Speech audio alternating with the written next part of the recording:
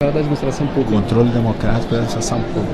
Olá, estamos aqui entrando ao vivo na nossa cobertura ao longo do dia, do primeiro dia do Congresso dos Tribunais de Contas, aqui diretamente do Tribunal de Contas de Goiás. Estamos aqui no salão do evento, num pequeno parada aí para coffee. Tem aqui a ilustre presença do conselheiro substituto do Tribunal de Contas de Minas Gerais, Licurgo Mourão, autor de um livro que nós vamos falar, que é justamente Controle Democrático da Administração Pública. Sim, né? Exatamente. Então é um tema interessante, a gente que inclusive está sempre cobrindo questões do Estado, questões da estrutura pública, mas também estamos sempre cobrindo questões da sociedade. Sim. E parece que o teu livro aí aborda uma certa integração. Sem né? dúvida. Controle Democrático da Administração Pública. Sim. Se você pudesse sintetizar em algumas poucas palavras o objetivo do livro, o que você quer dizer com esse título, seria interessante. O título remete à necessidade que nós temos, né, de fazer uma interseção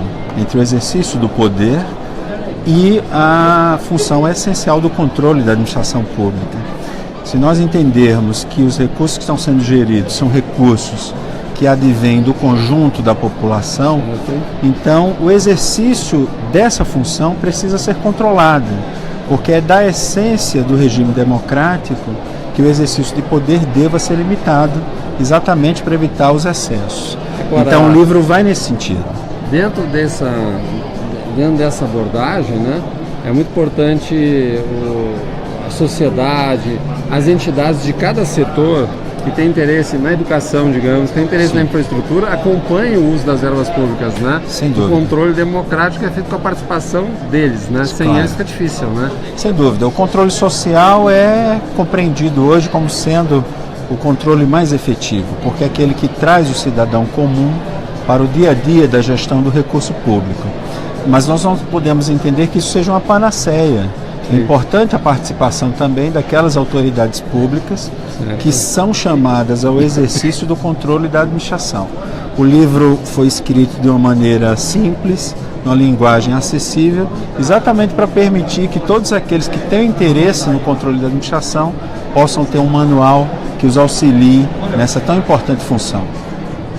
Eu acho bacana essa abordagem, porque também a gente ajuda a desconstruir esse mito de que o Tribunal de Contas é um órgão um pouco afastado, Sim. mais inacessível, que a população está muito acostumada, em parte, com o Legislativo, claro. né, a interação com o Legislativo.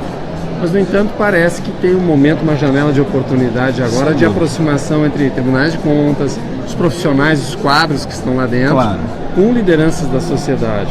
Eu entendo que toda crise, né, sistêmica, ela também traz oportunidades.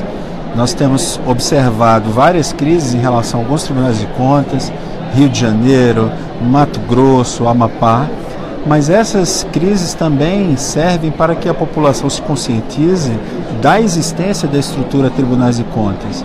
Essa aproximação com a sociedade é fundamental para que ela nos conheça e para que também nós possamos prestar um melhor serviço.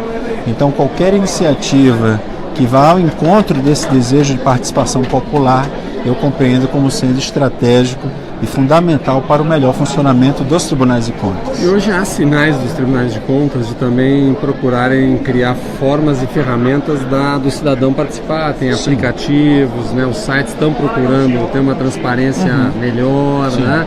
Quer dizer, o cidadão também tem que querer se familiarizar. É uma realidade mundial, né? Nós vivemos a era digital em que qualquer cidadão pode ter acesso, né, às mídias eletrônicas, às mídias sociais, para permitir essa maior aproximação. Mas nós também não podemos entender que a mera disponibilização de aplicativos é o que irá resolver. É mais uma ferramenta, mas eu entendo que a mais efetiva ferramenta é exatamente quando o tribunal se desincumbe bem do seu papel. Sim. Quando de fato realiza auditorias, realiza fiscalizações que possam trazer respostas à sociedade. Quer dizer, os tribunais, né, com toda essa sequência de notícias não tão boas vinculado a eles nos últimos meses e até os últimos anos, Sim. Não quer dizer que sejam instituições que não têm uma estrutura muito boa. Sem dúvida. Eventualmente Sem dúvida. Elas estão tendo, né, alguns desvios, mas que não são estruturais. Todos os estudiosos da administração pública brasileira, em especial dos órgãos de controle, reconhecem o corpo técnico do tribunal como sendo talvez um dos mais capacitados dentro da estrutura governamental. Portanto, é importante trazer um alinhamento entre as análises que são feitas por parte do corpo técnico, uma auditoria que deve ser independente, que deve ser competente, mas também aliada a uma qualificação do seu corpo julgador, Sim. aí representado pelos conselheiros, pelos ministros substitutos, pelos conselheiros substitutos, com a participação fundamental também do Ministério Público de Contas, que é um ator fundamental para que investigações, para que fiscalizações possam ser feitas também com independência. Bom, o conselheiro Licurgo Mourão é autor do livro Controle Democrático da Administração Pública, editado pela Editora Fórum. Editora Fórum, né, que pode entrar lá, acredito que é www.fórum ou editoraforum.com.br. Agradeço a participação aqui nesse flash ao vivo do Fala Brasília, no Congresso Nacional dos Tribunais de Contas. Em breve voltamos com mais uma personalidade presente aqui no evento. Muito obrigado, eu que agradeço.